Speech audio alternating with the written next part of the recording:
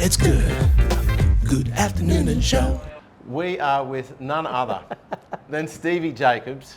Stevie Jacobs, how are you, my friend? Good afternoon. Good to see you, Greggy. How are you, folks? Great to be here. Great. Mate, I love that you got this idea up and running in the middle of COVID. So many people were so stressed out and had nothing to do in COVID and just looking for an outlet, looking for some entertainment. I may have had a couple of things born in COVID as well, I'm not sure, but... There's not much that you haven't really done in TV. I mean, you're best known probably for being on Today's Show as the weatherman. Yep. But you were also, like, was it All Together Now with the great John English, yeah, Rebecca Gibney. Rebecca Gibney. Yep. What a cast that was.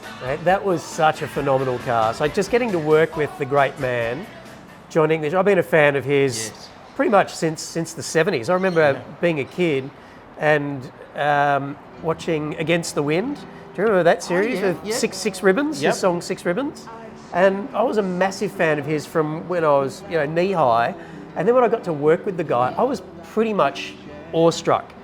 When I started there at Channel 9, I was at Win TV in Wollongong, which is where I started. I did a kids show there for about 5 years.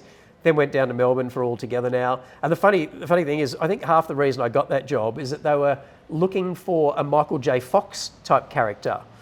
And I'd just done an interview with TV Week where they described me as the Michael J. Fox of Wollongong. So when I went to the interview, I took the magazine. They said, "We're looking for Michael J. Fox." I'm like, "Oh, look at this!" And I was halfway through the door. I was a pretty shit actor, but I was halfway through the door because they're like, "Oh, it says here he's Michael J. Fox of Wollongong." No way. But I kind of learnt how to act a little bit, up with that. The stars really aligned. And we had this one scene where he was teaching me how to dance, and we're cheek to cheek. And John English was, famous for those black eyes. So I think everyone pretty much assumed it was because of the alcohol and the drugs and the smokes and, I feel like an idiot here. You sure this is how they do it? Thomas, you're doing very well for a man with absolutely no rhythm. You can talk. I've heard your albums. Oh, sorry, Thomas, you weren't concentrating now, were you? But it wasn't until I got up close and personal with him that I discovered that he actually had hair growing underneath his eye, like this. What? This is like the softest spot on the human body. Like that is baby soft, and this guy had hair growing around here. No way, it was which actual is hair. Why he had such black eyes. He was a werewolf. He was basically a werewolf. I was a massive fan of his from when I was, knee high, and then when I got to work with the guy, I was pretty much awestruck. That's great, Bobby. If you could teach me how to dance, I could go to the debutante ball. Yeah. Fantastic. Emma Bigelow, here I come! I don't think so. One of the highlights of my career was hosting Hey Hey. So I was given a Saturday morning show after a couple of years, which was called Saturday at Rick's.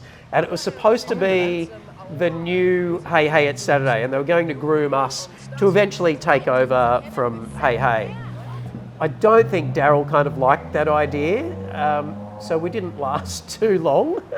But then after that, he asked me to come on board and host Hey Hey one night, which was so good. And I got to work with the legendary John Blackman, who passed away very, very recently. He was one of the nicest and most talented men in the entire industry that I've ever had the chance to work with. I can't hear the pips. Pardon? The pips. That's because I haven't peeled the orange. Red Simons and those guys, all just absolute legends. That was so fun. And then I'd come on occasionally and do Red Faces. I'd be a judge on Red Faces. I remember those days. Good After Nunan Show. Good, baby, it's good. Good After Nunan Show.